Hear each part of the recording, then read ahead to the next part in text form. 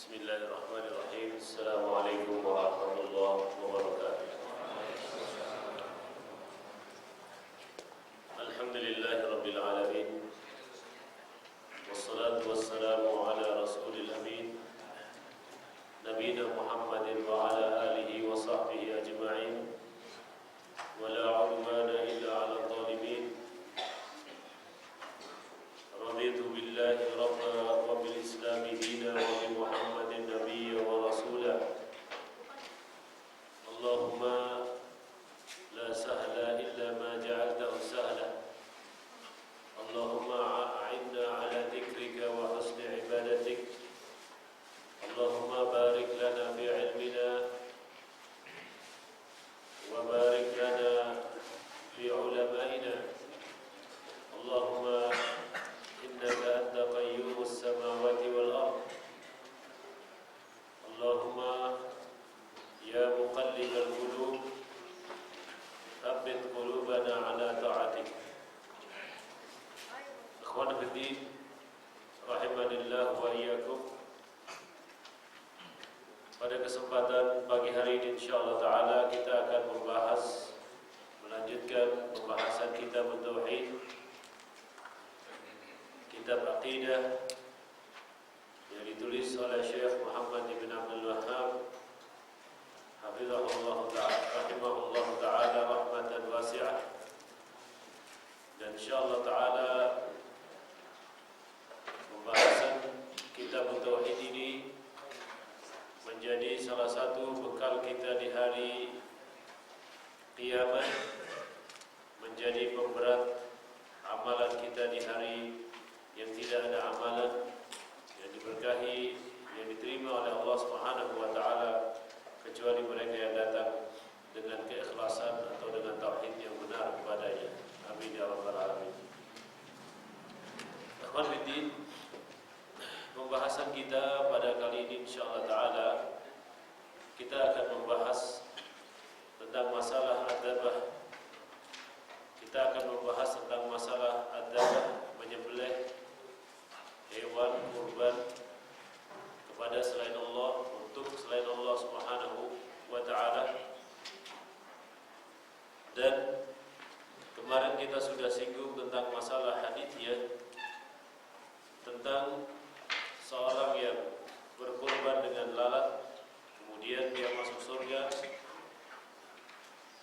masuk neraka, walaupun dengan lalat yang sangat kecil Allah Subhanahu wa taala masukkan ke dalam neraka. Dan seorang yang tidak mau mempersembahkan kepada berhala, dia masuk ke dalam surga Allah Subhanahu wa taala. Kemudian insyaallah taala kita akan membahas kelanjutan daripada kitab tauhid ini. Dan apabila ada bukunya, tolong dibacakan hadis yang berikutnya.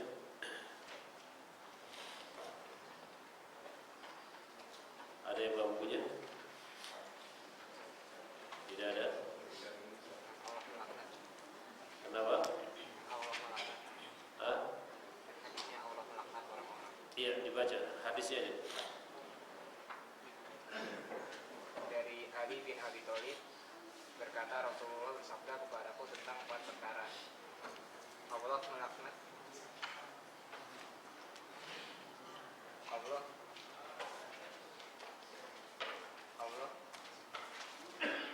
Allah melaknat orang-orang yang menyembelih binatang bukan karena Allah.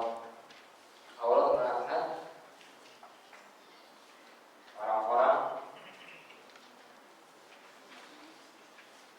yang melaknat kedua orang tuanya.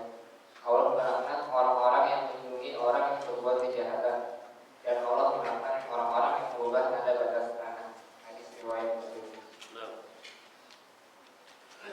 Laknat di situ adalah al-bu'du an rahmatillah, seorang dijauhkan dari rahmat Allah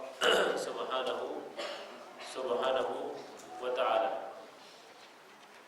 Dan kesaksian daripada hadis yang dibacakan oleh saudara kita tadi adalah, kesaksiannya adalah man dzabaha li ghairillah, Allah Subhanahu wa taala melaknati orang-orang yang menyembelih untuk selain Allah Subhanahu wa taala. Dan pembahasan ini kemarin sudah kita selesaikan insyaallah. Kemudian hadis yang berikutnya dibaca, bab yang berikutnya. Ya, bab yang berikutnya. Bab menyembelih binatang karena Allah dilarang dilakukan di tempat penyembelihan yang bukan karena Allah.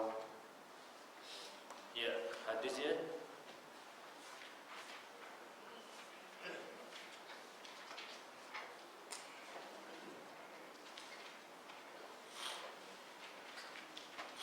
Dari sahabat Sabit bin Umar radhiyallahu anhu berkata, ada seseorang yang bernazar akan menyembelih unta di Buawana. Lalu ia bertanya kepada Rasulullah SAW. Maka Nabi bertanya, apakah di tempat itu ada berhala-berhala yang pernah disembah oleh orang-orang jahiliyah? Para sahabat menjawab, tidak. Dan Nabi pun bertanya lagi, apakah di tempat itu pernah dirayakan hari raya mereka? Para sahabat pun menjawab, tidak. Maka Nabi pun menjawab, laksanakanlah nazarmu itu, karena nazar itu tidak boleh dilaksanakan dalam bermaksiat kepada Allah dan dalam hal yang tidak dimiliki oleh seseorang. Hadis riwayat Abu Dawud. Dan isnadnya menurut persyaratan Imam Muslim dan Bukhari. Nah, Bismillahirrahmanirrahim. Bab tidak boleh seseorang menyembelih karena Allah Subhanahu wa taala di tempat yang mana di situ pernah terjadi kurban sembelihan kepada selain Allah Subhanahu wa taala. Bab ini adalah termasuk babul aqidah. Seorang menyembelih di tempat yang mana telah pernah terjadi orang mengorbankan sesuatu karena selain Allah Subhanahu wa taala. Seperti contohnya, di tempat tersebut pernah ada orang menyembelih kurban atau sembelihan yang diperuntukkan untuk berhala, atau di dalam tempat tadi pernah terjadi pemujaan selain Allah Subhanahu wa taala. Seperti contohnya di situ pernah ada berhala yang disembah, patung yang disembah, patung agama lain yang disembah. Antum menyembelih di sana. Hal ini juga sama hukumnya dengan orang yang menyumbangkan kurban tetapi nyembelihnya dipiara. Jadi banyak di beberapa tempat di Indonesia ini, khususnya di Tangerang Selatan, itu ketika terjadi hari raya Idul Adha, itu mereka partisipasinya menyembelih kurban dibagikan kepada fuqara wal masakin, tapi nyembelihnya dipiara. Ini yunafi bab tauhid. Kenapa? Karena madinnatul makan, tempat itu dipastikan adalah tempat yang diperuntukkan untuk selain Allah Subhanahu wa taala. Ini madinah. Sangkaan yang kuat bukan yang lainnya. Madinah itu adalah sangkaan yang kuat. Begitu pula kalau terjadi ibadah di satu tempat madinah, sangkaan kuat tempat itu adalah tempat kemusyrikan pun juga tidak boleh dilakukan di sana. Seperti contoh, ada orang mau melaksanakan Jumat di satu tempat yang umum, tetapi orang memaklumi bahwa tempat itu adalah tempat peribadatan selain Allah Subhanahu wa taala. Seperti contohnya di kantor-kantor ada tempat aula umum. Di situ umum siapa saja boleh menggunakannya. Tetapi ketika tempat tersebut memang dikhususkan dan kebanyakan acaranya untuk kegiatan-kegiatan selain agama Islam dan sifatnya ibadah kepada selain Allah SWT, maka tempat tersebut tidak boleh digunakan untuk beribadah kepada Allah SWT. Berbeda dengan tempat yang mana sesekali saja tempat itu pernah dijadikan tempat peribadatan selain Allah SWT. Seperti contohnya di hotel-hotel, ini pernah terjadi acara agama lain di tempat tersebut. Tetapi tempat itu tidak menjadi identik dengan tempat peribadatan agama lain tersebut. Hal ini masih boleh ditoleransi karena itu tidak termasuk madinah. Madinah yakni tempat yang memang disangkakan kuat di situ telah terjadi kesyirikan pada Allah Subhanahu wa taala.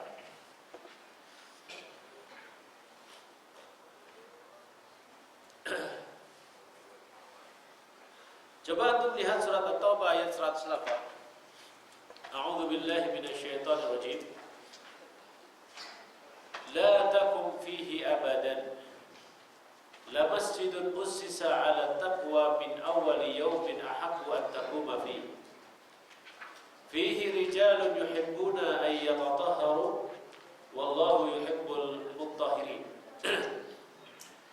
Jangan engkau mendirikan salat di dalamnya selama-lamanya. Ini adalah firman Allah Subhanahu wa taala yang diturunkan kepada Nabi-Nya sallallahu alaihi wasallam ketika orang-orang kafir Quraisy membangun masjid yang dinamakan Masjid Dirar. Masjid apa? Dirar. Masjid Dirar ini adalah masjid yang diperuntukkan untuk mengintai kaum muslimin. Dan di situ terjadi tipu daya untuk menghancurkan kaum muslimin, makar untuk menghancurkan kaum muslimin.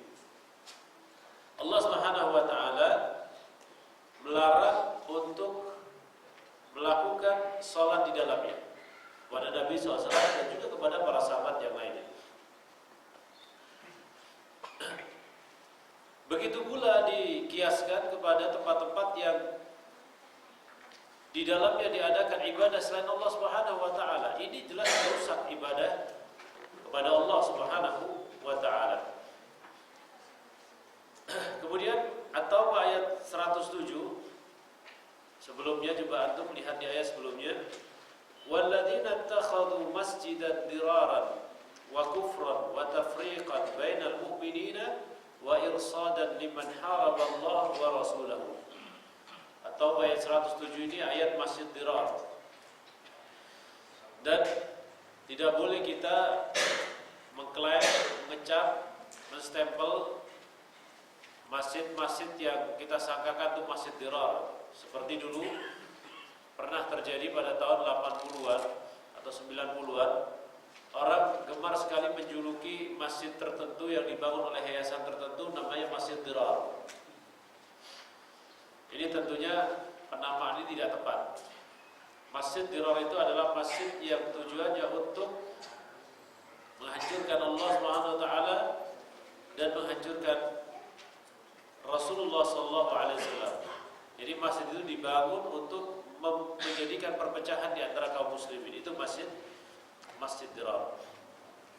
Dan Masjid Dirar ini tempatnya itu bersebelahan atau berdekatan dengan Masjid Quba.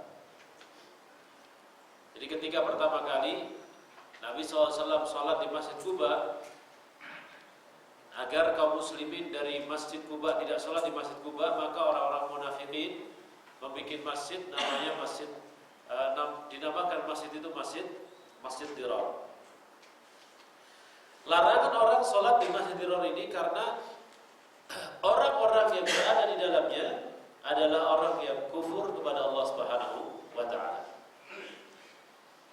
Nah, ini mungkin menjadi satu pertanyaan, bagaimana hukumnya sholat di masjid yang dibangun oleh orang-orang kufar? Bagaimana hukumnya sholat di masjid yang dibangun oleh orang-orang kufar? Jadi kaum muslimin diberikan masjid, tapi yang bangun itu orang kufar. Boleh tidak kita sholat di dalamnya? Ini pertanyaan besar. Maka jawabannya adalah, ketika masjid itu dibangun untuk memata-matai kaum muslimin, supaya ketika orang Islam sholat di situ bisa dimonitor terus apa perbuatan mereka, apa kajian mereka dan sebagainya, maka masjid ini tidak boleh untuk diramaikan, dimakmurkan. Tetapi ketika masjid ini dibangun oleh orang kufar, tapi niatnya memang untuk ibadah, tidak ada maksud untuk memecah belah kaum muslimin, maka ada dua hukum di sana.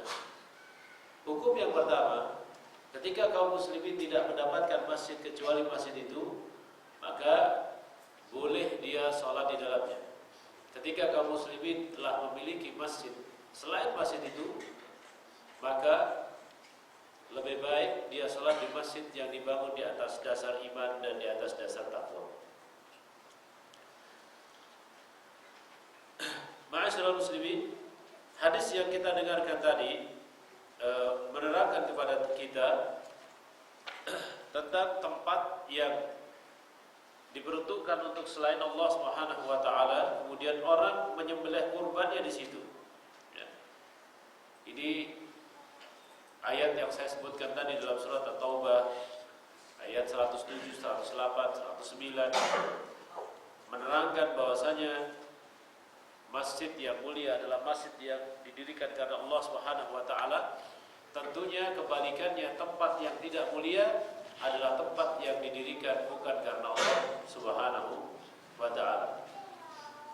Oleh sebab itu, orang bertanya, "Ustaz, bagaimana hukumnya salat hari raya di lapangan Candi Prambanan?" Ya. Hukumnya salat hari raya di lapangan Candi Borobudur. Hukumnya salat hari raya di lapangan Candi Mendut dan sebagainya. Maka jawabannya adalah tempat-tempat ini adalah ikon daripada kemusyrikan. Jadi Prambanan adalah ikon daripada penyembahan tempat ibadahnya orang Hindu.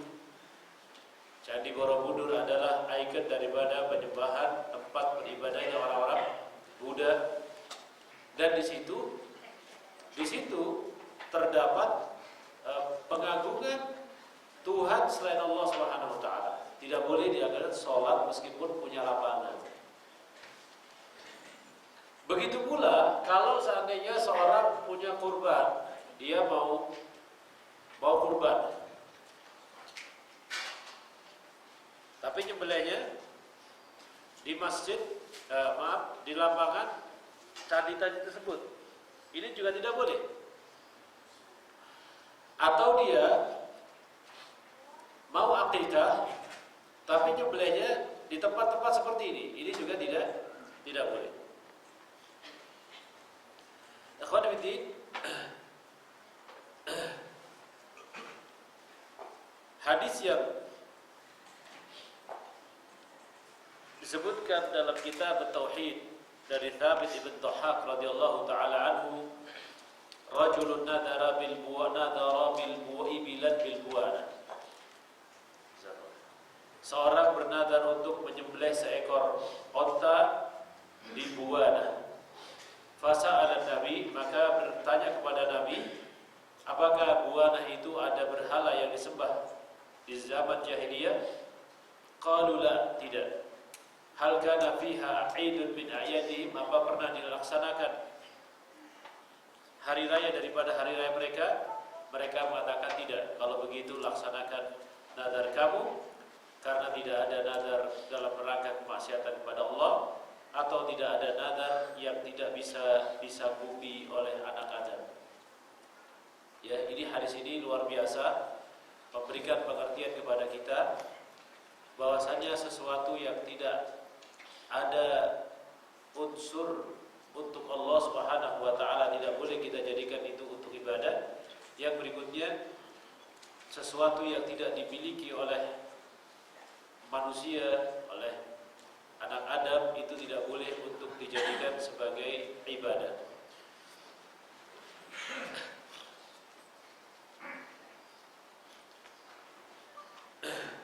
Kemudian hadis yang berikutnya, tolong dibaca.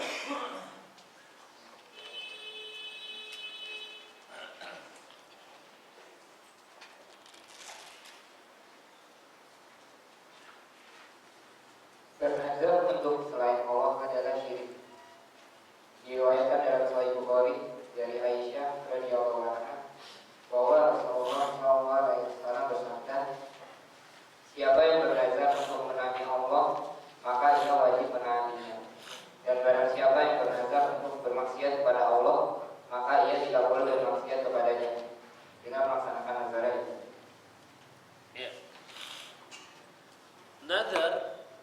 adalah ilzamu syai', mewajibkan sesuatu yang dulunya tidak wajib jadi wajib. Itu nazar. Seperti contohnya seorang mengatakan, kalau anak saya lulus ujian, maka saya menyembelih hewan kurban atau menyembelih seekor kambing. Maka menyembelih seekor kambing wajib bagi dia. Kalau anak saya lulus ujian, saya akan umroh, maka umroh yang tadinya sunnah jadi wajib bagi diri dia. Ini adalah ibadah kepada Allah Subhanahu wa taala dan juga merupakan nazar. Oleh sebab itu Umar bin Khattab radhiyallahu taala anhu memakruhkan orang yang selalu banyak bernazar. Bernazar ini, kata Umar bin Khattab, la yakhruju illa an bakhil. Bernazar itu adalah sesuatu yang diucapkan oleh orang-orang yang bakhil. Kalau tidak bernazar maka tidak keluar duitnya. Kalau tidak bernazar maka dia tidak ibadah. Makanya ketika orang memang mengharuskan untuk bernazar itu kepada sesuatu hal yang sangat penting sekali, dan perbuatan itu memang susah sekali untuk dilakukan. Tetapi kalau dia orang yang mampu, dia orang yang mampu pergi umroh, tidak mesti dia bernazar untuk umroh, karena umroh itu mampu bagi diri dia dan dia setiap tahun melaksanakannya. Ya. Seperti itu. Maka tidak perlu dia mengucapkan nazar, karena umroh itu adalah sesuatu yang mampu bagi diri dia. Ada mungkin di sana sesuatu yang tidak dia mampu, dan dia tidak pernah laksanakan, tapi dia punya kekuatan untuk melaksanakannya. Ini mungkin yang dinazarkan. Seperti contohnya seorang bernazar, yakni untuk membangun sumur.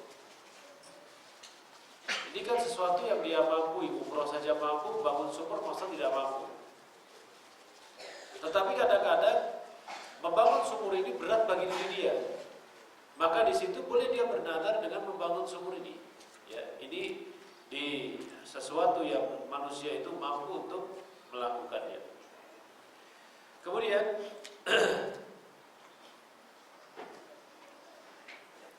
orang yang bernazar dalam kemaksiatan kepada Allah Subhanahu wa taala tidak boleh untuk melakukannya dan untuk merealisasikannya. Dan orang-orang yang telah melakukan perbuatan demikian, dia bernazar, kemudian dia tidak melaksanakannya, maka wajib bagi dia untuk melakukan kafaratul yamin, melepaskan diri daripada janjinya, dari nazarnya, ya. Dan orang yang demikian, ketika dia sudah melepaskan diri dia dari nazarnya, maka tanggungan dia bebas dan insyaallah tidak ada dosa yang melekat pada diri dia. Hadis yang berikutnya,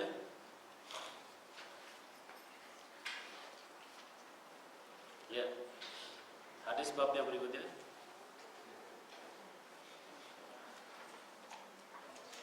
Allah bin Hakim menuturkan, aku mendengar Rasulullah SAW bersabda, barang siapa yang tinggal di suatu tempat lalu ia berdoa, Wasbika lalimanilahi zaman dimisyari makalah, aku berlindung dengan kalam Allah yang maha sempurna dari kejahatan semua makhluk yang dia ciptakan, maka tidak ada sesuatu pun yang membahayakan dirinya sampai dia beranjak dari tempat ini. Hadis riwayat Muslim. Baik. Ini pembahasan yang juga berkaitan dengan tempat.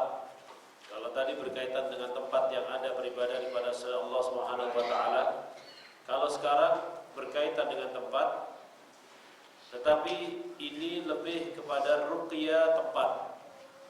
Ketika seorang berada di satu tempat, maka ucapkanlah a'udzu billahi bikalimatillahi tammati min syarri ma khalaq.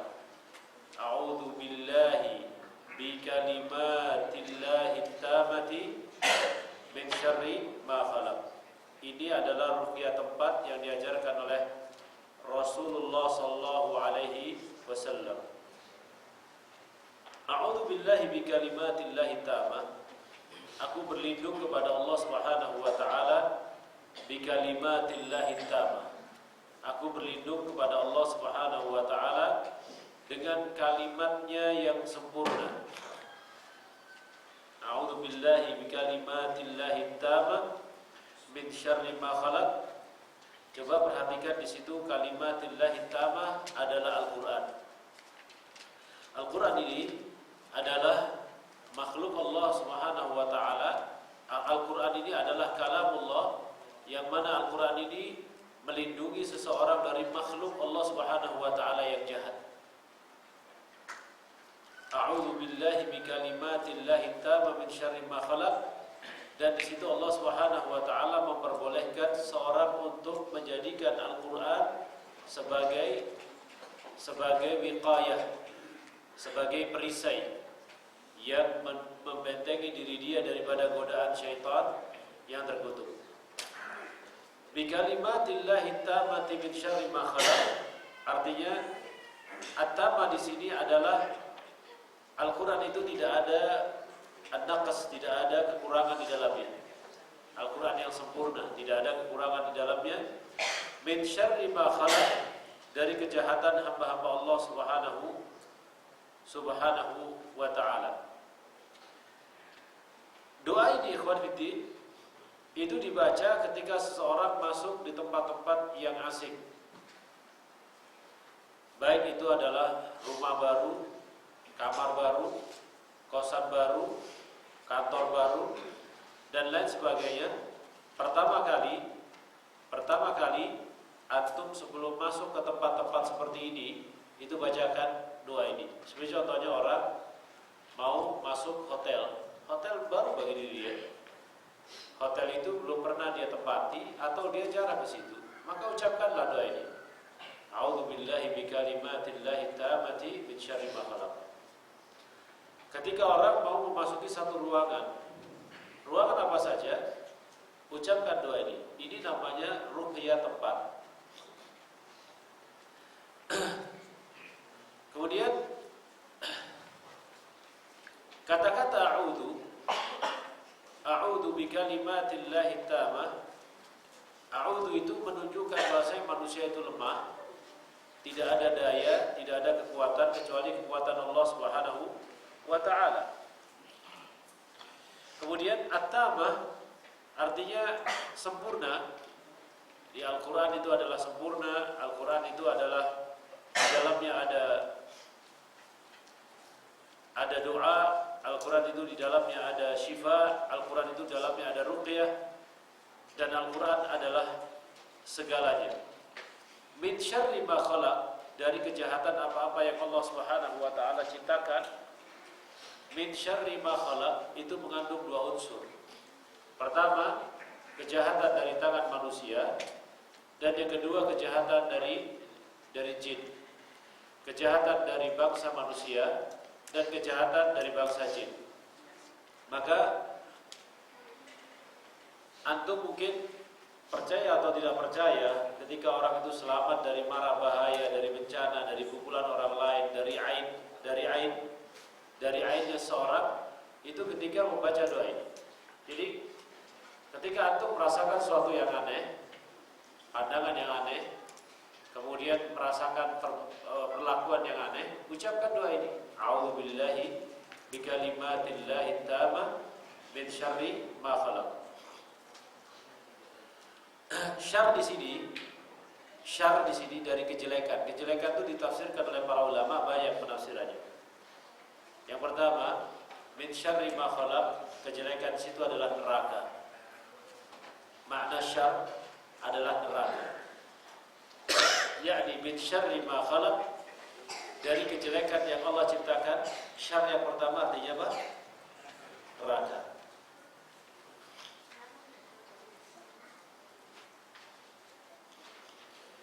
Kemudian syar yang kedua adalah iblis. Syar yang kedua adalah iblis.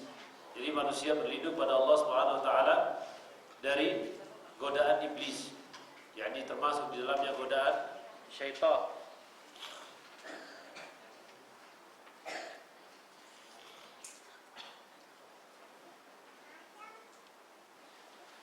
Kemudian syar yang berikutnya adalah syar yang datang dari manusia itu sendiri, dan syar ini biasanya terjadi dengan sebutan di dalam istilah hamah, ya, atau damah, hamah, lamah, damah. Ini kejelekan yang ada pada diri manusia. Hamah adalah pandangan orang yang hasud, yang dengki. Lamah yakni pandangan yang membuat orang itu sakit. Di antara manusia ada yang memiliki sifat-sifat demikian. Ketika dia memandang seorang, maka yang dia pandang hancur. Ya. Ini hamah. Ada lamah, dia memandang seorang, orang yang dipandang itu jadi sakit. Dan penyakit-penyakit ini kalau ditanya dokter tidak tahu sakitnya apa, tapi tiba-tiba sakit. Biasanya ini terjadi kepada orang yang memiliki keahlian yang tidak dimiliki oleh orang lain. Jadi contohnya, dia ini ahli di bidang ilmu ekonomi Islam. Tidak ada orang yang seahli dia. Ini yang demikian ini proteksinya harus kuat. Ya kan? Makanya ketika mengalami rasa sakit, sakitnya berbeda dengan yang lain. Ini mungkin kena hamah atau lamah. Dia punya keahlian aktif sekali. Tiba-tiba lumpuh, tidak bisa jaga, tidak baik. Dokter mengatakan juga tidak sakit apa. Ini namanya lamah. Jadi satu pandangan yang membuat dia itu sakit. Kemudian dabah. Ini juga syar, kejelekan. Apa itu dabah? Dabah itu kendaraan yang dimiliki oleh seorang, tapi kita lupa beristi'adzah ketika memakai kendaraan ini. Jadi ketika orang punya motor baru, mobil baru, apa saja yang ditungganginya, punya kuda baru, dia lupa untuk meruqyahnya. Sudahnya ketika orang memiliki kendaraan baru, tunggangan baru, itu mengatakan Allahumma inni as'aluka min khairiha wa khairi ma jabaltaha 'alaiha wa na'udzubika min syarriha wa syarri ma jabaltaha 'alaiha. Ini doanya. Ya Allah, aku meminta kepada Engkau dari kebaikan yang ada pada kendaraan ini, dan aku bermohon kepada Engkau, berlindung kepada Engkau dari kejelekan yang ada pada kendaraan ini. Setelah itu dinaiki. Nah, ciri-ciri dabah ini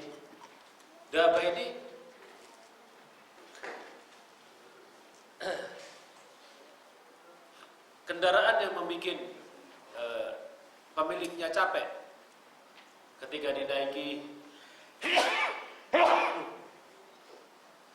dinaiki nyerempet orang, nabrak orang, ada aja masalahnya. Mobil baru tapi tiba-tiba mogok, mobil baru tiba-tiba terbakar. Ini namanya dabah, yakni kejelekan yang ada pada kendaraan.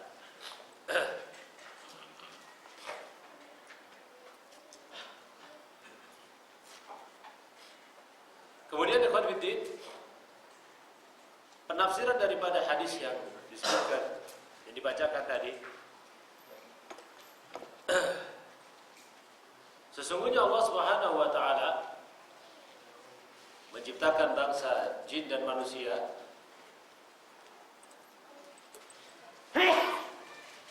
ada cobaannya, ada godaannya, Dan salah satunya adalah godaan yang ada pada manusia itu sendiri, yakni manusia memiliki kejelekan juga seperti kejelekan orang-orang yang meniupkan kepada uqad, gulungan-gulungan untuk menyelakai manusia yang lainnya. Ini juga bisa diruqyah dengan doa ini. Ketika antum sumama jalan di satu tempat, mendapatkan pertunjukan seperti debus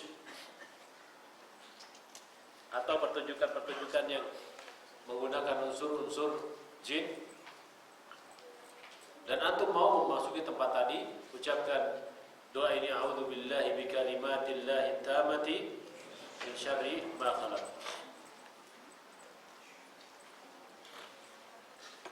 Ini ruqyah yang ringkas. Ketika Allah takdirkan kejelekan itu menimpa antum, lewat di satu tempat, lupa dia baca a'udzubillahi bikalimatit tammah, ternyata dia kesurupan atau dia lupa ingatan atau apa saja dari kejelekan yang ada pada diri seorang itu berpindah pada diri dia, maka boleh orang menggunakan ayat Al-Quran sebagai ruqyahnya, ya, karena bikalimatillahi tammah itu seluruh Al-Quran. Jadi boleh setelah itu baru orang diruqyah satu-satu ketika ternyata syar itu, kejelekan itu nyampe kepada diri dia. Nah, a'udzubillahi bikalimatillahi tammah ini proteksi awal saja. Jadi bodyguard pertama kali saja. Nah, ketika ini bisa ditembus oleh syaitan, oleh jin, maka lakukanlah ruqyah syar'iyyah seperti membaca Al-Quran, baca surat Al-Baqarah khususnya dan membaca surat-surat yang lainnya.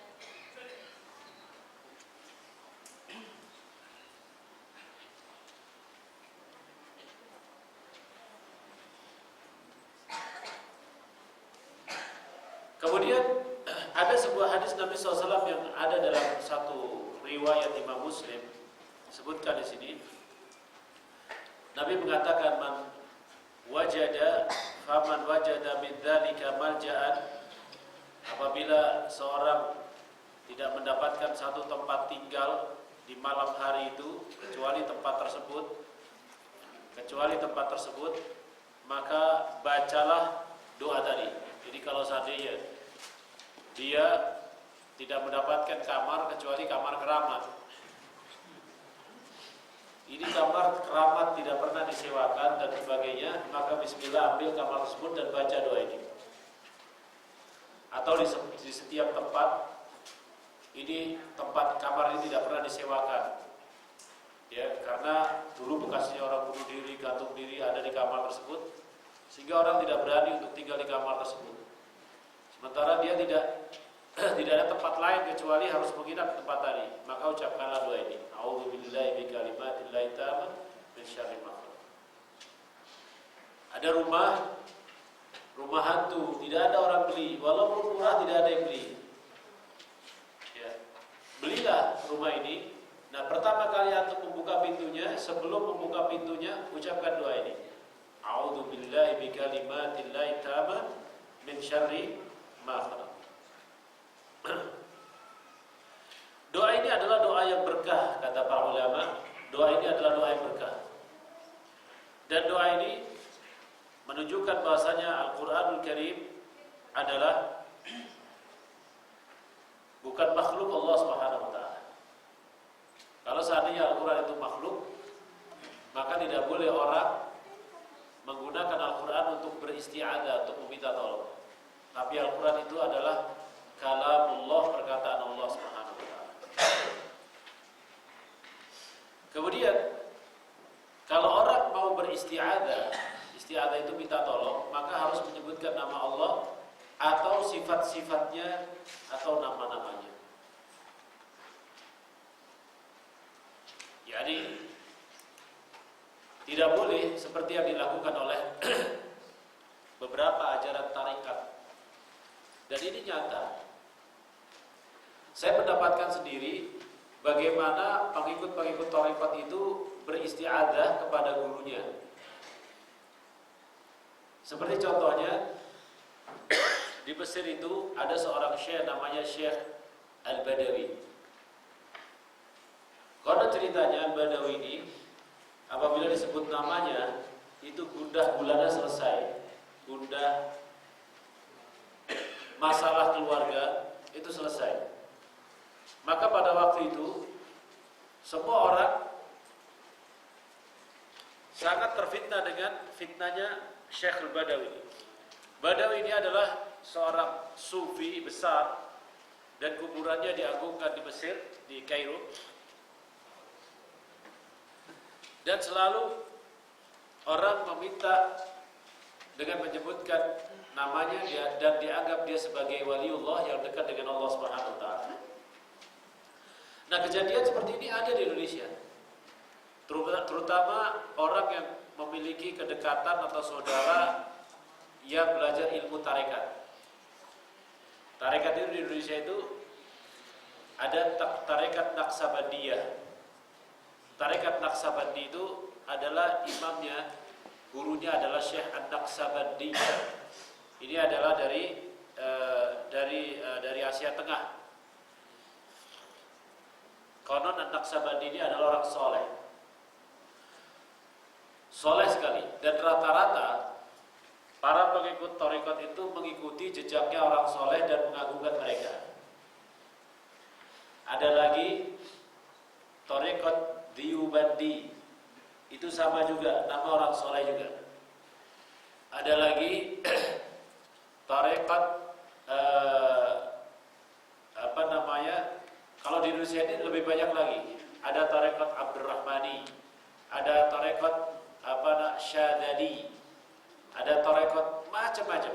Di Indonesia ini lebih daripada puluhan tarekat berkumpul di Indonesia, yang mana hadaf tujuan daripada tarekat ini adalah yakni ibadah kita ini tidak apa-apa, tidak ada apa-apanya sama sekali, kecuali kalau kita mengikuti seorang yang soleh. Ya, orang yang soleh inilah yang akan menyampaikan ibadah kita kepada Allah, perkataan kita kepada Allah.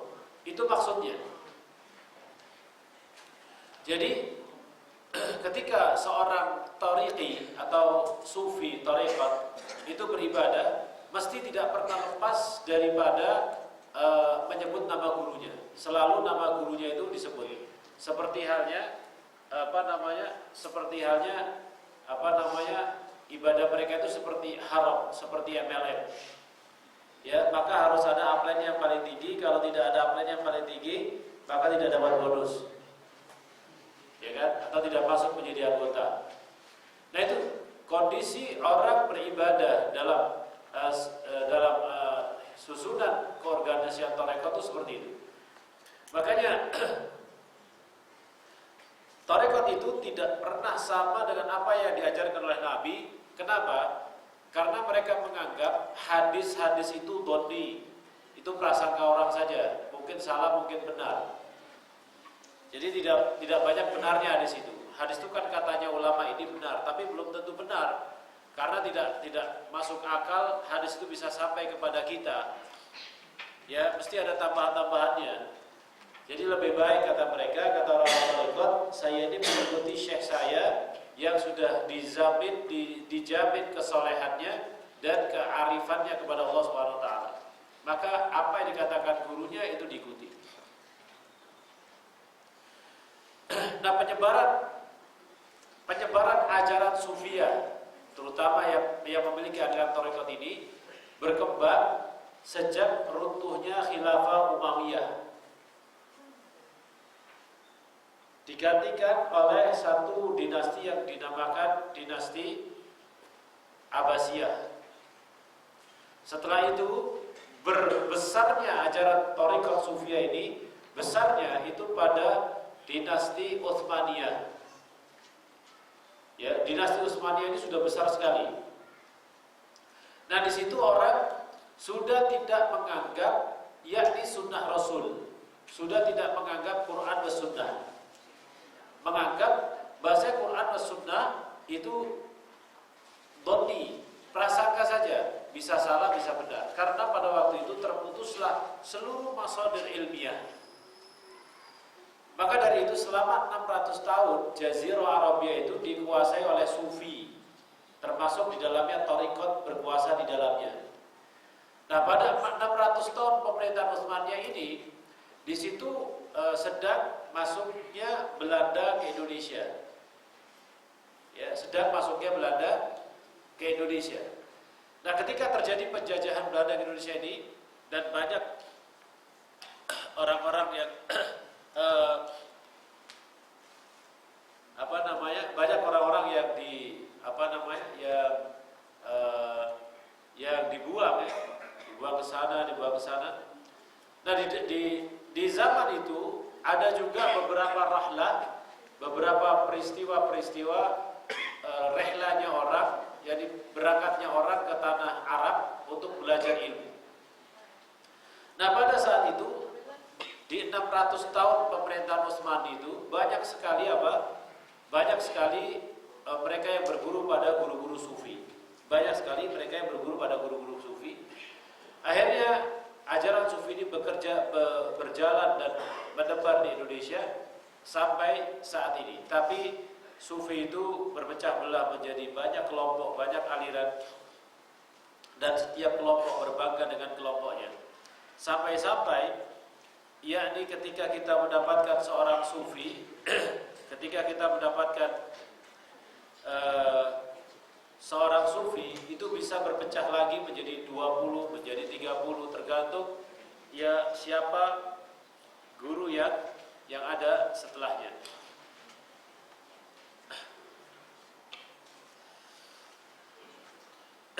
Doa tadi ikhwan fillah, kembali kepada doa tadi.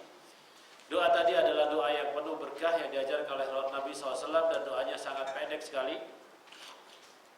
Dan mudah-mudahan doa yang dibacakan oleh kita tadi, a'udzubillahi bikalimatit tammah, ini bisa menjaga diri kita, harta kita dan keluarga kita dari gangguan aib, dari gangguan syaitan, dari gangguan jin yang jahat yang selalu mencelakakan manusia.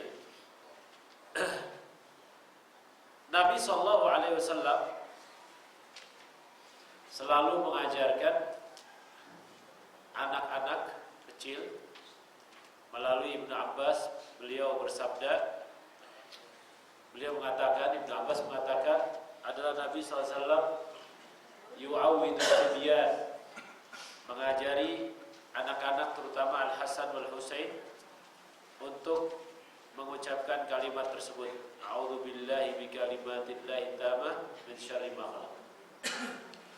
Terutama orang yang memiliki anak laki-laki atau perempuan yang cantik, yang rupawan. Kalau laki yang rupawan atau yang disebut anak itu termasuk golongan murdan. Ada golongan yang dinamakan golongan murdan. Jadi bukan LGBT ini. Ya, kalau LGBT ini penyimpangan. Sekarang lagi rame ini LGBT. Ada, Nabi SAW pernah mengatakan ada murdan. Murdan itu adalah anak-anak kecil yang cakep. Dia adalah laki-laki yang mana ketika orang melihatnya dia selalu mengatakan betapa eloknya, betapa cakepnya wajahnya dan sebagainya, tampan dan sebagainya. Nah, anak yang demikian itu selalu diajari doa ini. A'udzubillahi bikalimatillahi tammati min syarri ma khalaq. Dan kalau kita lihat tentang masalah murdan ini, Nabi SAW mengatakan bahwasanya di murdan itu ada 70 syaitan yang bersamanya, yang mana siap menggoda manusia ketika manusia itu yakni memandangi murdan seperti halnya dia memandangi seorang wanita, ya. Na'udzubillah min dzalik. Kemudian juga disebutkan oleh Ibnu Qayyim rahimahullahu taala bahwasannya doa yang diajarkan oleh Rasulullah sallallahu alaihi wasallam, a'udzubillahi bikalimatillahi tammah, adalah ruqyah yang paling ringkas yang digunakan untuk meruqyah diri sendiri dan meruqyah orang ketika sakit panas, meruqyah dirinya ketika sakit panas, atau meruqyah orang ketika kena sedatan tawon. Ini dua ini. Ini kata Ibnu Qayyim dalam kitabnya Zadul Ma'ad. Jadi kata Ibnu Qayyim dalam kitabnya Zadul Ma'ad, A'udzu billahi bikalimatit tammah adalah ruqyah yang ringkas yang dibaca orang ketika sakit panas, ketika orang ini sakit panas, atau ketika dia disengat, atau ketika dia mau mendeteksi jin yang ada pada diri dia dengan cepat. Banyak sekali doa-doa yang diajarkan oleh Rasulullah SAW tentang masalah ruqyah ini, ya, tentang masalah ruqyah ini. Dan alhamdulillahirabbil alamin, ada semuanya dalam Al-Qur'anul Karim. Salah satunya adalah ayat-ayat ruqyah, yakni muawwidzatain. Kemudian salah satunya adalah surat Al-Fatihah, salah satunya adalah ayat kursi. Ini adalah ayat-ayat ruqyah yang apabila orang membacanya insyaallah terhindar dari godaan syaitan yang terkutuk. Iya. Demikian insyaallah kita terangkan sampai keterangan hadis a'udzu billahi bikalimatillahi tammah min syarri ma khalaq. Apabila ada pertanyaan silakan.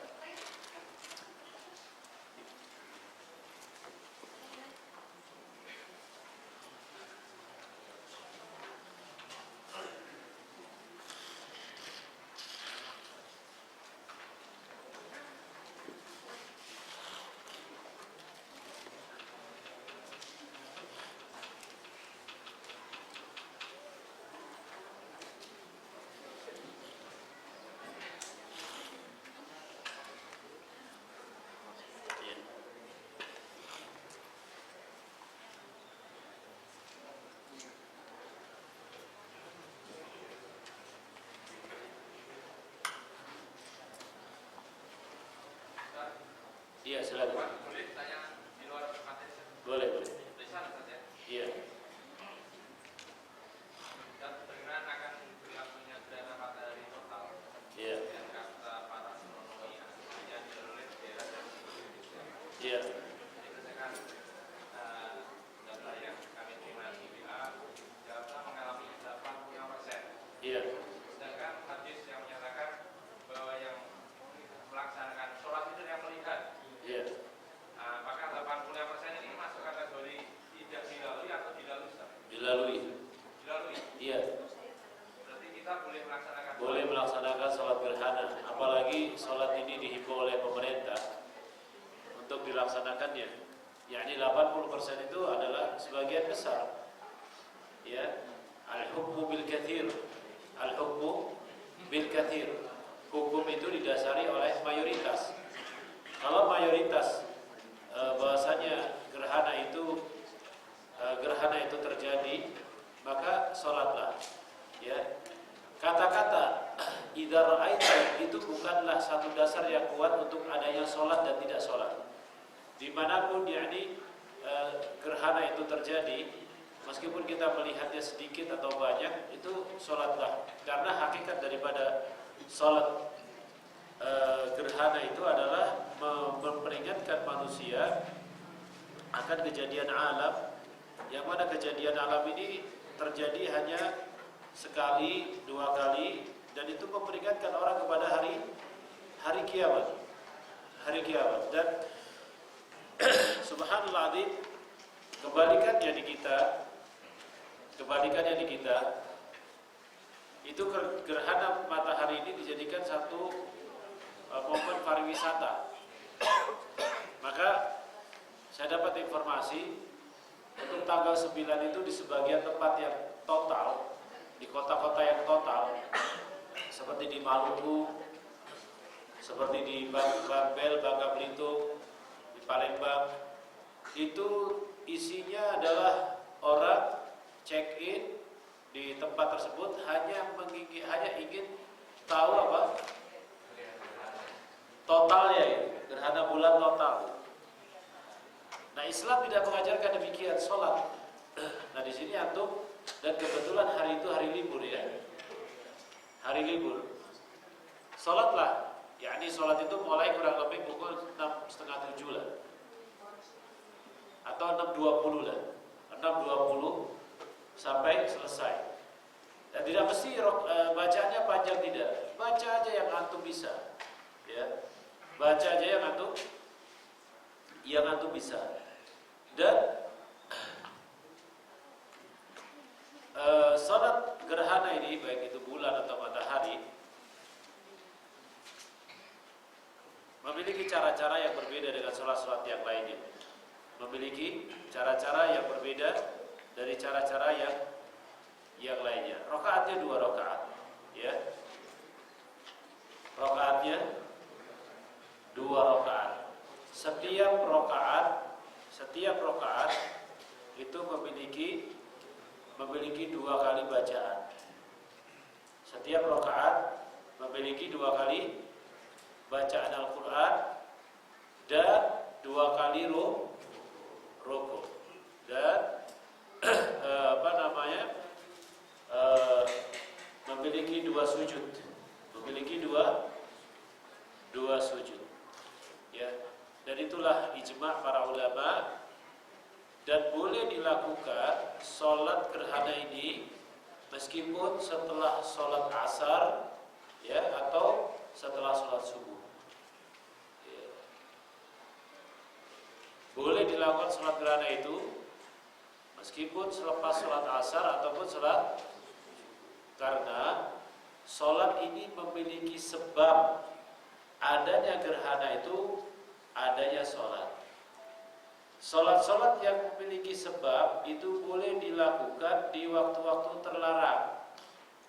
Seperti contoh, yakni sholat tahiyatul masjid, atau masuk masjid setelah sholat asar. Boleh tidak tahiyatul masjid? Kenapa? Karena hakikat sholat ini ada karena orang masuk masjid. Setelah sholat subuh, antum mau sholat qadha. Jadi habis sholat subuh, antum mau mengqadha 2 rakaat sebelum subuh yang kelewatan tadi. Padahal dia setelah sholat subuh, boleh tidak? Boleh. Karena ini tidak ada kaitannya dengan waktu. Ya, tidak ada kaitannya sama waktu. Dan ketika sholat gerhana itu selesai, meskipun mataharinya belum balik normal, sudah selesai, itu dianjurkan atau banyak berdoa dan banyak bersedekah. Ya, adatnya apa ya? Kalau mau sholat, bikin sholat khusyuk sini ya, setiap orang bawa ketupat lah sini. Ada yang bawa rendangnya, ada yang ayamnya. Ayo sholat bersama-sama. Ya, sedekah kan? Ya, atau nanti bagi-bagi makanan di jalan. Ini sunnah Nabi SAW. Jadi banyak berdoa, banyak bertakbir, banyak bersedekah. Ingat, banyak berdoa, banyak bertakbir, banyak bersedekah. Dan sedekah ini adalah senjata yang paling ampuh. Antum memulai apa saja itu harus dimulai ilaqah, hubungan dengan manusia. Saya dicurhati oleh beberapa teman, Ustaz, kami mau mengadakan saya baca di WA, Yayasan Anu batal mengadakan masyarakat memalang jalannya, tabligh akbarnya tidak jadi. Sehingga yang disalahkan kadang-kadang masyarakatnya ini tidak pernah menunjuk pada dirinya. Apa yang salah sebetulnya ketika kita ingin mengadakan satu kegiatan masyarakat menghadang dan sebagainya? Yang salah kadang-kadang diri kita sendiri. Banyakin sedekah. Panggil orang-orang sedekah. Adakan kegiatan sosial, adakan kegiatan sedekah. Sedekah ini tidak ada ruginya. Yang kita makan sekarang ini dengan yang kita sedekahkan, banyakkan yang kita makan. Iya deh. Coba hitung dari kecil. nasi sekilo, ya, dikali sekian kali, ya, dikali sekian tahun, dihitung. Anggap saja kita ngomong makan sekali makan 0,5 liter sekali makan, atau anggap paling kecil saja lah, sehari setengah liter. Berapa umur kita berapa? Nah itu nasi yang kita makan. Belum kalau ada balas dendam yang bisa nambah sepiring 2 piring. Belum daging yang dimakan. Nah itu kadang-kadang kita lupa, yang kita sedekahkan itu lebih sedikit daripada yang kita makan. Makanya benar Nabi SAW itu. Nabi SAW itu ketika beliau itu tidur, tidak ada sedinar sedirham itu nempel di bantal beliau. Makanya benar kata Aisyah, kata Fatimah, Nabi ayahanda Rasulullah SAW, ayahku Rasulullah SAW meninggalkan diriku ini Fatimah, itu tidak mewarisi dinar sama dirham. Ini anaknya pejabat, anaknya pemimpin, tidak bisa dapat apa? Tidak bisa dapat apa-apa. Nah kalau pemimpin kita kayak gitu semua, gimana Indonesia ini? Ya. Apa dan luar biasa. Pemimpin yang demikian ini belum lahir di negeri. Yang lahir hanya pemimpin yang pencitraan saja. Ada lagi hancurkan ini pencitraan, ya. Dari dulu memang sudah tidak ada orang, makanya begitu dibongkar, ya tidak ada perlawanan, memang sudah kosong gitu. Tapi pencitraannya luar biasa kan. Dan itu tipu daya itu untuk orang-orang Jakarta harus hati-hati. Ada orang Jakarta. Iya. Syaratnya harus berjamaah. Berjamaah. Yang dicontohkan oleh Nabi SAW berjamaah. Karena di situ ada tadkir. Salat itu ada tadkir. Ada yang ngasih pejangan, ada yang ngasih nasihat. Yani setelah salat ngasih pejangan, kemudian berdoa bersama-sama. Adakan di musola ini atau di masjid ini? Anak insya Allah mengadakan di Selipi ada. Di hari itu anak akan mengadakan di Selipi di Jakarta Barat. Ini satu sunnah yang mahjurah, sunnah yang banyak ditinggalkan orang. Gerhana bulan matahari ketongan yang dipukul, tong. Dan ini kasihan bagi kaum muslimin yang ada di Bali. Dia tidak bisa melaksanakan sholat ini kecuali sendiri-sendiri. Benar kata Anda. Ketika tidak bisa melaksanakan, boleh dilaksanakan sendiri-sendiri. Di Bali itu tidak bisa orang melaksanakan bersama-sama. Ada ceramahnya, tidak boleh. Nyepi. Amati geni, amati gawe, amati apa lagi? Amati geni, matikan api. Amati gawe, jangan bekerja, tidur aja. Amati apa lagi? Amati mangan ya. Saya pernah suatu ketika kejebak di Pulau Bali, itu hari Nyepi. Masya Allah, subhanallah, alhamdulillah, wa la ilaha illallah. Kuburan, kelebihan kuburan. Tidak ada orang, yakni agama yang menyalahi fitrah. Agama yang menyalahi fitrah. Sampai penyeberangan ke Tapak Gilimanuk itu tidak beroperasi, mati semuanya. Jadi kapal itu bersandar semua. Nah ini menyalahi fitrah manusia. Gimana kalau seandainya orang itu perlu dilarikan ke rumah sakit, ya kan? Gimana orang itu kalau seandainya kebakaran, ada kebakaran dan lain sebagainya. Kemudian kejadian gerhana matahari ini bukanlah satu kejadian karena meninggalnya seorang, seperti meninggalnya anaknya Nabi yakni Ibrahim bin Muhammad, bukan. Tapi itu adalah kejadian alam, peringatan bagi seluruh manusia. Insyaallah mudah-mudahan antum bisa melaksanakan sunnah yang ditinggalkan oleh banyak orang ini. Dan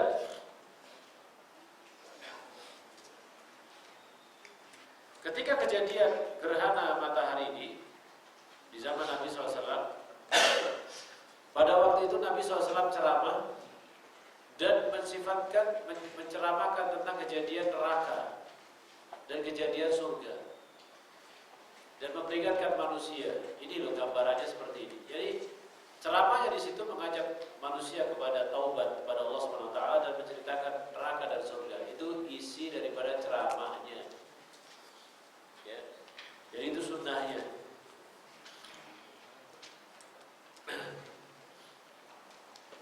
Sampai Nabi SAW mengatakan, beliau mengatakan orang-orang kafir yang mengganggu kaum muslimin itu ceritakan, aku melihat orang kafir ini nyeret bajunya di neraka.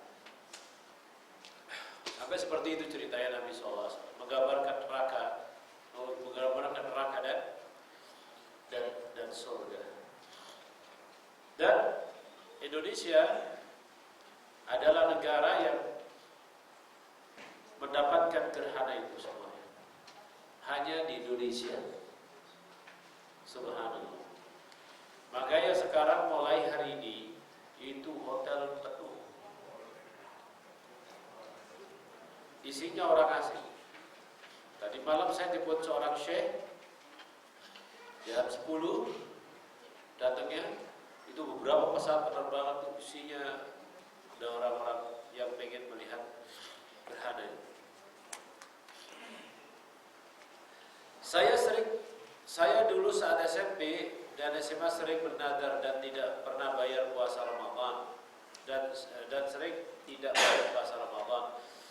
Tapi saya lupa sudah berapa banyak puasa yang harus saya bayar. Ini namanya menumpuk dosa. Caranya, apabila orang itu memang lupa berapanya, maka bertobat pada Allah, taubatan nasuha, dan tidak mengulangi lagi. Apabila Allah terima taubatnya, insyaallah ampuni. Dan apabila Allah tidak terima taubatnya, maka itu dosa bagi diri dia. Kemudian, kalau memang dia yakin puasa mana yang belum dia bayar, baik itu nazar atau yang lainnya, maka lakukanlah keyakinan sesuai dengan kemampuan yang mereka miliki, karena Allah berfirman, la yukallifullahu nafsan illa wus'aha. Kalau dia ganti dengan puasa sunnah, boleh, tidak masalah. Dia ganti dengan puasa sunnah, mudah-mudahan puasa sunnah itu memberatkan amalan di sisinya. Kalau berada di kita salat di rumah orang Nasrani, maka boleh diterima atau tidak salat kita. Kalau berada di negara kufar, kita salat di orang Nasrani, boleh. Yakni salat kita diterima apabila memang tidak ada tempat, ya, kecuali tempat tersebut. Yakni seumpama dia sedang pergi ke negeri kufar, tidak ada tempat kecuali tempat itu. Sementara wajibnya sudah datang, ya. Seperti saya pernah pada waktu itu saya pernah diundang oleh Duta Besar Amerika. Saya sudah mendapat info di sana tidak ada musholanya. Gimana saya mau sholat? Sementara undangan ada sholat maghrib sama isya. Maka salah satu utusannya itu namanya Hillary. Kita kasih tahu, ya, kita meminta supaya disediakan mushola. Akhirnya alhamdulillah begitu siap sediakan mushola, kita baru mau menghadiri undangannya. Ya, undang begitu masuk pertama kali sebelum larut waktunya kita sholat dulu. Di situ ada gambar-gambarnya, ya, gambar-gambar yang syirik, ya. Tapi kita tetap menggugurkan dan melaksanakan kewajiban kita. Termasuk dosa syirik bid'ah jika seorang menyembelih kambing di hari ke-1000 dari kematian ibunya. Ikhwan fillah, kalau kita lihat sejarah, kenapa sih ada perayaan, ada pesta 7 harian, 40 harian, 40 harian, dan 1000 hari atau 1 tahun? madhab yang tersebar di Indonesia ini adalah madhab Syafi'iyah, kata orang, madhab Syafi'iyah. Tetapi kalau kita rujuk kepada madhab Syafi'iyah itu sendiri, maka kadang-kadang Indonesia ini jauh daripada pendapat madhabnya sendiri.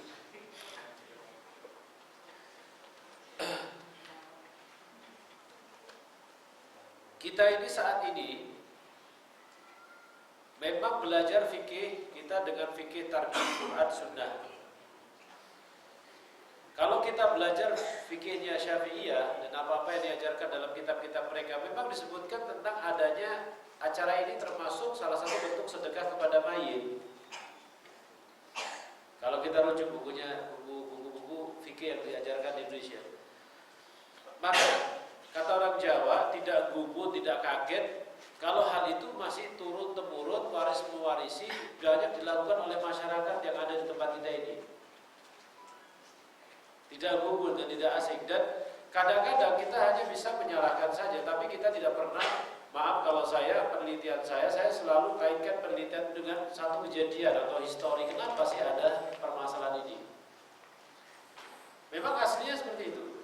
Saya beritahukan pada antum, jangan jauh-jauh lah. Ketika kita kecil dulu, ini ajaran-ajaran yang seperti ini yang selalu kita dapatkan, dan itulah yang ada sampai di dalam mazhab Syafi'i itu sendiri, bahwasanya makruh ya sholat di masjid yang di dalamnya ada kuburan. Itu pendapatnya Syafi'i mengatakan makruh.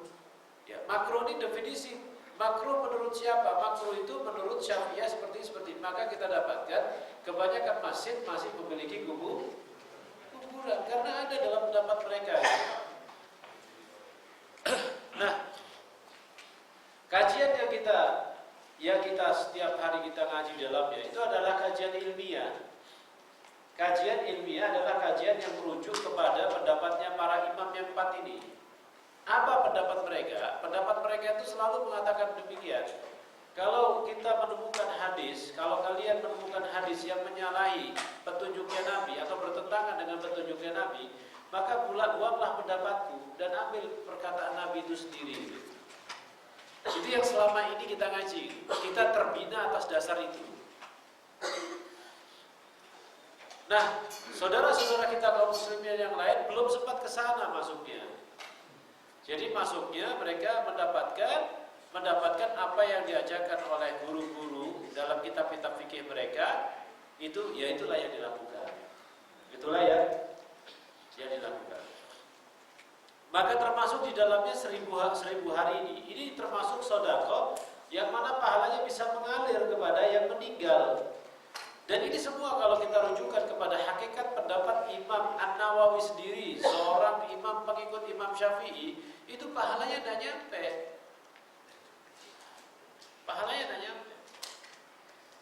Yang nyampe menurut Imam An-Nawawi itu adalah sedekah jariyah, yang mana sedekah jariyah yang orang tuanya itu berwasiat, ini nanti tolong sedekahkan. Ini tolong sedekahkan. Jadi orang tuanya berwasiat, ini harta saya ini tolong disedekahkan, dijariyahkan. Anaknya melaksanakan wasiatnya tadi. Ini yang nyampe. Yang kedua doa, ya kan? Doa. Kemudian yang berikutnya air, sedekah air, gali air. Yang berikutnya sedekah Al-Quran, ini nyampe. Jadi Imam Nawawi sendiri di dalam pendapat-pendapatnya itu menentukan mana yang nyampe, mana yang tidak nyampe terhadap sedekah yang dilakukan oleh keluarga mayit setelah ditinggal oleh mayit. Ditentukan. Tetapi di dalam hakikat realita yang ada, pengikut Imam Syafi'i memperluas, semuanya boleh masuk gitu kan. Akhirnya apa? Akhirnya orang yang tidak berat jadi berat. Jadi orang yang meninggal itu, yang kepaten, itu bukan tambah senang, tapi tambah utang ya. Ini yang ada. Jadi seorang kepaten, dia utang ke sana kemari dalam rangka membiayai 1000 harinya, 40 harinya, 7 harinya dan lain sebagainya. Dan ini yang perlu dipahamkan. Oleh sebab itu, perbuatan yang demikian ini adalah termasuk perbuatan bid'ah. Termasuk perbuatan bid'ah.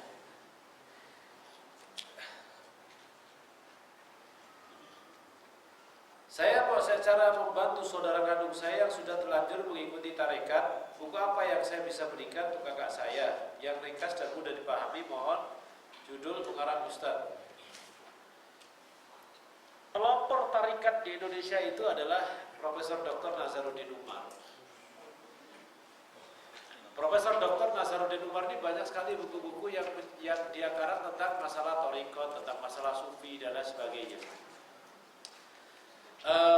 Kajiannya banyak di Masjid Sunda Kelapa tentang masalah ini. Maka bagaimana cara menyadarkannya? Ya, cara menyadarkannya adalah dengan cara mengembalikan dasar-dasar kita beragama itu dasarnya kemana? Quran, Sunnah. Ya. Dasar-dasar buku akidah ini, dasar mengambil kita agama itu harus kita berikan kepada kakak kita ini. Bahwasannya agama harus diambil dari Quran, diambil dari Sunnah, diambil dari yang lain. Kemudian katakan kepada ahli tarekat ini bahwasannya manusia itu tidak terbagi. Jadi kalau orang tarekat itu selalu menganggap remeh. Wah, kamu masih syariat, kami ini sudah hakikat, terlagi ma'rifat. Itu habis sudah orang ini. Ketika orang pergi ke masjid, wah masih syariat, ya biasalah juga berbalik di masjid. Ini habis orang kalau begitu kan habis. Orang syariat itu belum ngerti hakikatullah.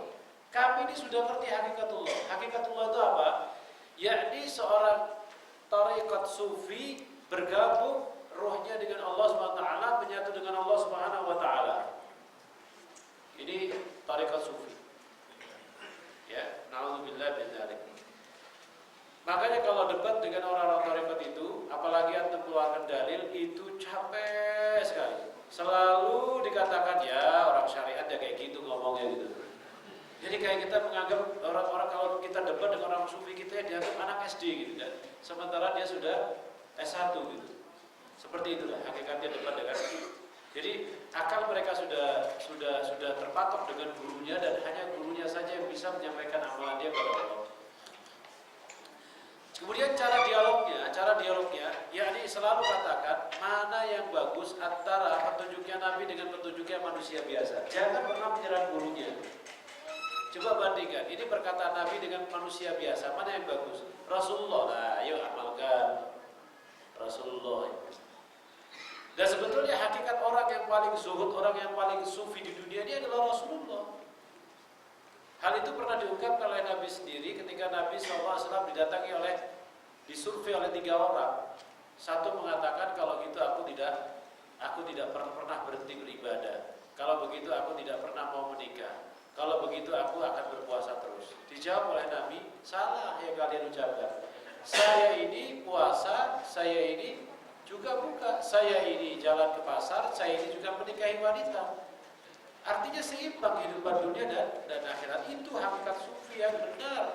Hakikat sufi yang benar seperti itu. Tapi sekarang orang-orang sufi sekarang itu bukan demikian yang mereka maksud. Yakni sufi sekarang itu bukan mereka berpakaian kumel dan sebagainya, tidak. Tapi sufi sekarang ini adalah sufi pemikiran. Kalau sufi penampilan sudah tidak ada lagi. Orang sufi sekarang udah mobilnya udah bagus-bagus gitu. Di zaman sufisme dulu kendaraannya onta, mandinya pakai kelereng gitu kan. Sabun tidak boleh gitu. Bajunya pakai suf, pakai kain, pakai bulu domba gitu. Nah, sufi sekarang bukan sufi penampilan tapi pemikiran. Apa itu sufi pemikiran? Yakni satu doktrin bahwasanya yang bisa menyampaikan kita itu adalah guru kalian yang sudah mencapai derajatnya kepada ma'rifatullah atau hakikatullah. Itu.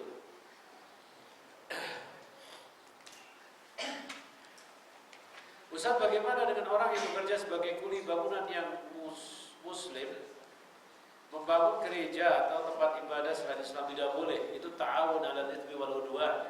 Lebih baik ditinggalkan, cari kerjaan yang bagus. Banyak masjid yang mau dibangun, dan alhamdulillah sekarang itu Indonesia kebanjiran masjid. Indonesia itu negeri yang kebanjiran masjid. Kenapa? Timur Tengah berantakan.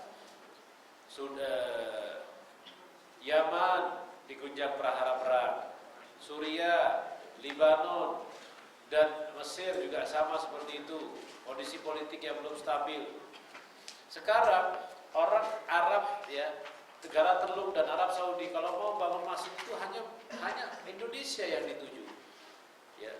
Bahkan bukan hanya itu saja, semuanya Indonesia, Ya dikatakan Indonesia ini negeri insyaallah yakni khair, ya, negeri orang-orang yang baik, tidak pernah terjadi masalah di dalamnya. Padahal banyak masalah juga.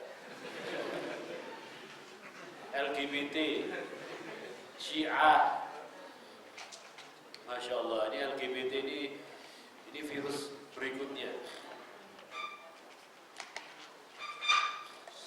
Apakah seorang wanita yang hendak sholat rambutnya tidak boleh dikuncir? Ya, ini seorang yang sholat wanita itu intinya hanya menutup aurat saja, menutup aurat dan tidak boleh auratnya terlihat.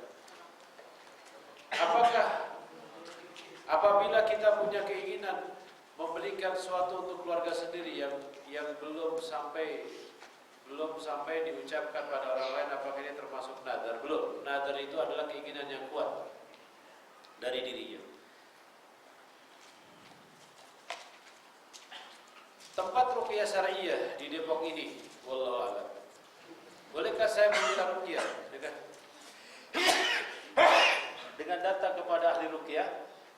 Tidak boleh orang meminta ruqyah, tapi kalau seandainya temannya mau meruqyah dirinya silahkan. Di Depok ini saya tidak pernah temui tempat ruqyah, tapi saya pernah jalan di sebelah ITC Depok, itu ada bengkel hati kalau tidak salah. Bengkel hati di situ ada tempat ruqyah juga. Saya cuma lihat begitu saja, wallahu a'lam itu tempat ruqyah atau tidak. Ada namanya bengkel hati, ada yang namanya klinik hati.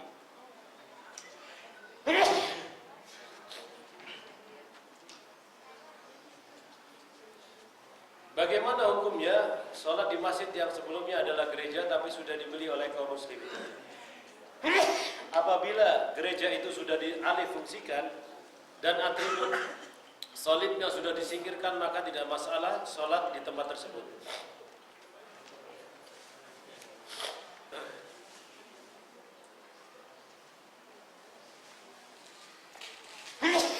Hukum sholat di rumah orang Kristen karena bertamu. Seperti tadi, kalau tidak ada tempat sholat kecuali di situ, maka sholatlah di situ. Tapi kalau seandainya ada tempat sholat yang lainnya, maka sholatlah tempat yang lain. Tetapi kalau rumah itu bersih daripada atribut kesyirikan, maka tidak apa-apa orang sholat di dalamnya. Seperti contohnya ada rumah orang non-muslim, rumahnya bersih daripada atribut kesyirikan, bersih daripada salib, bersih daripada hal-hal yang lainnya, maka silakan sholat di situ. Kemudian juga hukum sholat di rumah orang kejawen, banyak klinik di rumahnya, ada keris jalan sendiri, tombak jalan sendiri gitu. Boleh tidak sholat di dalamnya?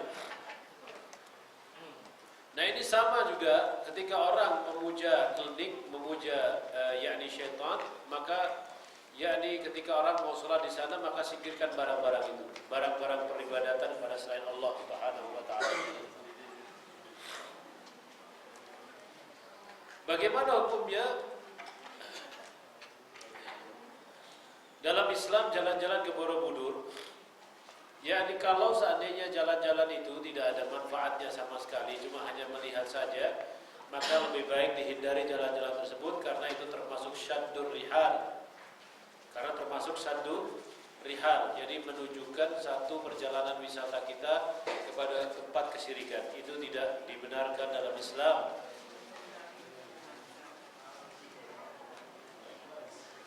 Dan mungkin di tempat yang lain lebih bermanfaat, lebih bagus. Maret terjadi gerhana matahari yang kita tinggal di Jakarta, Depok, melihat gerhana matahari, apakah melaksanakan sholat sunnah gerhana matahari? Iya, melaksanakan sholat sunnah gerhana matahari.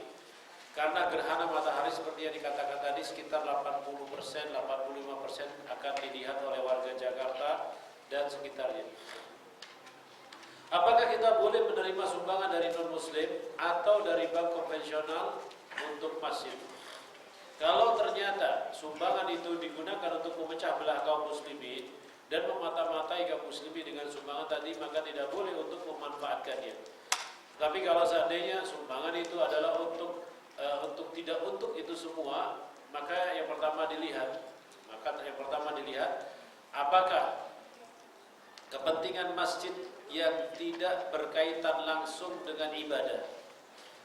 Maka gunakanlah bantuan tersebut dengan kepentingan masjid yang tidak bersentuhan dengan ibadah. Contoh, masjid itu butuh kamar mandi, masjid itu butuh tempat parkiran, hal-hal yang demikian, bantuan itu digunakan untuk itu. Tapi jangan pernah menggunakan bantuan-bantuan seperti ini untuk zat yang dibikin sujud di dalam masjid. Jadi contohnya dapat bantuan dari masjid, gunakan untuk beli karpet, untuk beli apa yang ada di dalam masjid. Tapi gunakan untuk apa yang mendukung masjid tadi, tempat parkir, ya, di tempat wudu dan lain sebagainya.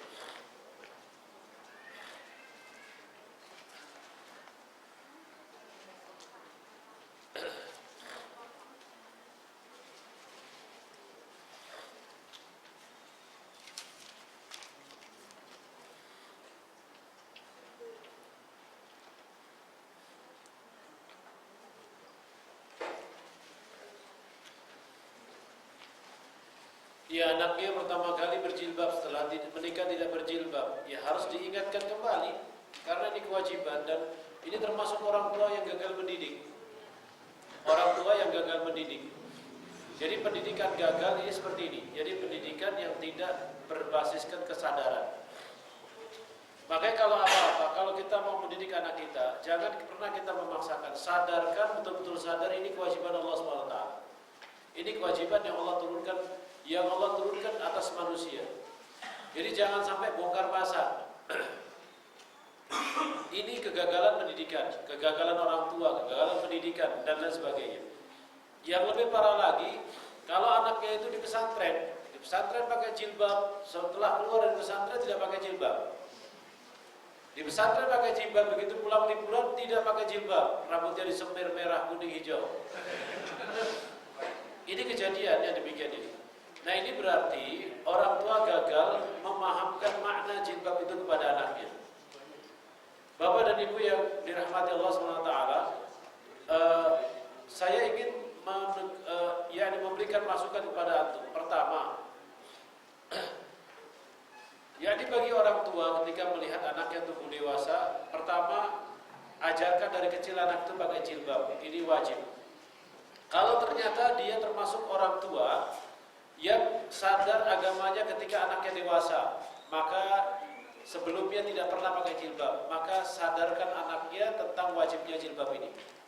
Terus sampai betul-betul dia yakin bahwa jilbab itu wajib dan memiliki faedah yang luar biasa untuk kepribadian dia.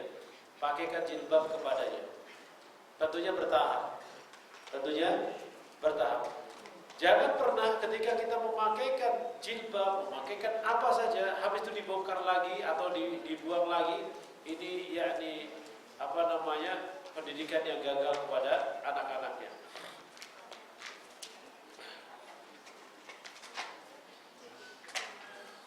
Berwisata ke Candi Borobudur hanya untuk mengagumi keindahan alam semesta. Kalau mau mengagumi keindahan alam semesta banyak. Antum jangan jauh-jauh. Jangan jauh-jauh ke sana. Alam semesta. Antum terjun parasut puncak itu alam semesta ya. Di puncak itu ada parasut terjun, itu alam semesta sekali. Kemudian di banyak alam semesta yang mesti kita kagumi dan banyak tempat-tempat wisata yang masih alami belum terjamah oleh manusia. Ini yang alami yang mesti kita tadaburi. Saya pernah masuk di daerah di bawah kaki Gunung Salak yang belum terjamah oleh orang. Kalau wisata ke sana itu mesti bawa makanan sendiri. Itu masih alami dan asri sekali. Ada sebuah pesantren yang memproduksi air doa. Ya, ini anak tidak paham bagaimana cara memproduksinya. Caranya mereka mengajak sebagai tenaga farmasi hanya saja. Ini saya paham ini. Air doa adalah air yang telah diruqyah. Air itu adalah air hujan dicampur dengan air zam-zam. Ini adalah pekerjaannya tukang ruqyah biasanya. Dan ada air yang sudah didoai. Ya ikhwan, Anda takutkan orang-orang yang bisnis seperti ini menjual ayat-ayat Allah dengan harga yang murah. Menjual ayat-ayat Allah dengan harga yang murah. Kenapa membeli produk saya? Karena airnya sudah didoai dengan ustadznya. Ya kan? Ini air bukan sembarang air. Air ini diproduksi dengan kadar sekian dan didoai oleh ustadznya. Seolah-olah kalau tidak didoai ustadznya, air ini tidak berfungsi sampai sekarang. Ini bisa jatuh dalam perbuatan syirik. Air yang ada saat ini bisa antum doai sendiri. Antum bacakan Al-Quran ketika antum mau meruqyah. Saudara antum ambil air, antum bacakan Al-Quran. Taruh depannya, bacakan Al-Baqarah 10 kali, 100 kali terserah. Al-Baqarah hatamkan. Kemudian kasihkan kepada orang yang kesurupan tadi atau orang yang kemasukan jin. Insya Allah berguna tersebut. Saya pernah meruqyah air pada tahun 1989. Saya pernah meruqyah air. Jadi air saya bacakan Al-Baqarah, kemudian saya campurkan daun bidara. Saya ngulek daun bidara sambil baca Al-Baqarah. Ulek terus. Ya, daun bidara itu saya ulek sampai halus. Kemudian setelah halus baru airnya saya ruqyah. Kemudian daun bidara saya masukkan ke dalam bak mandi, bak air yang sudah diruqyah dengan air bidara ini. Itu orang yang kesurupan dimandikan kepanasan. Orang yang masukkan jin itu akan keluar jinnya. Ini namanya ruqyah dengan air dan dengan bidara. Ini tidak mesti antum beli dari air dari ustaz tersebut, tidak. Antum bisa melakukan sendiri. Karena Al-Quran itu adalah syifa. Al-Quran itu adalah syifa. Dan juga kalau antum mau mendeteksi apakah antum kena serangan jin atau syaitan atau kena tenung atau kena sihir atau kena ain, coba ambil daun bidara. Daun bidara antum gerus, antum haluskan. Daun bidara ini adalah daun bidara yang dimakan buahnya. Ada bidara ada dua macam. Ada bidara yang sidir, ada yang dimakan buahnya, ada yang tidak dimakan buahnya. Dan daun bidara ini semakin jarang ditemui. Dan ini sebetulnya daun yang mana Nabi SAW mensyariatkan meruqyah dengannya. Dan Syekh Ibn Baz menguatkan tentang fungsi daun bidara. Beliau nukilkan perkataan Ibnu Qayyim rahimahullah ta'ala tentang pentingnya daun bidara untuk ruqyah. Nah ini kalau antum mau mendeteksi yakni kemasukan jin atau kesurupan atau diguna-guna sama orang, cobakan dengan daun bidara. Insyaallah Allah menyembuhkan yakni penyakit-penyakit dari ain atau penyakit-penyakit min syarri ma khalaq. Jadi tidak mesti orang lain. Antum anukan sendiri. Atau antum meminta tolong orang lain yang memang terbaca Quran untuk membacakan air atau membacakan daun bidara itu Al-Quran. Ya, kemudian antum ambil daun bidara tadi, kemudian antum berikan kepada orang yang terkena gangguan jin dan syaitan. Seperti halnya Imam Ahmad rahimahullahu ta'ala memberikan bekas sandalnya yang penuh dengan air wudu. Jadi Imam Ahmad habis sholat tahajud itu sandalnya penuh dengan air bekas wudu. Anaknya Khalifah pada waktu itu kesurupan. Datanglah kepada Imam Ahmad, wahai Imam, ini anaknya Khalifah kesurupan, kemasukan jin. Diberitahukan, cuma diberitahukan, bukan meminta. Diberitahukan. Berbeda orang meminta dengan orang diberitahukan. Kemudian kata Imam Ahmad, bawalah sandal saya ini dan pakaikan kepada anaknya Khalifah tadi. Itu langsung sembuh, langsung hilang. Jadi belum diruqyah dengan bekasnya orang soleh, itu hilang.